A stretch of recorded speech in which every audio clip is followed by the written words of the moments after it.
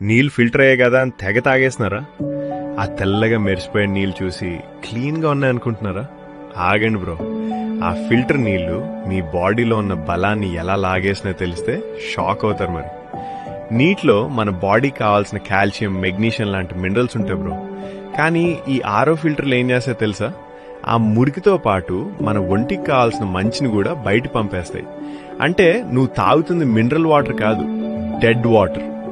దీనివల్ల చిన్న వయసులోనే మోకాలు నొప్పులు, విపరీతమైన నీరసం రావడం పక్కా.